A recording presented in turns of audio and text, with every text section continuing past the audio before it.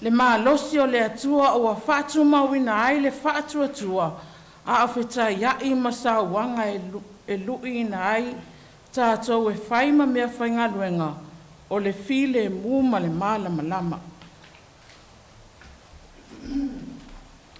A tātou sa uni e tu ua le mea nei, ia tātou manatua ua wala awina i tātou e le atua, e ngā lulue e soso o tau au, e si itia o tātou tangata taitu atasi, ma o tātou avenga mamafa.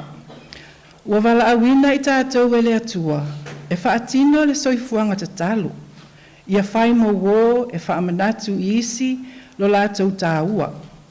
O le whaalapotopotonga e sapaia, malangolangoina, e vai.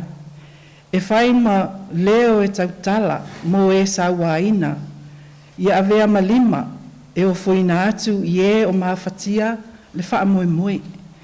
Ia tātou ngā lue whaatasi ma le atua, e au mai le wha mawhanawhana ma le ami o tonu i le lalolangi.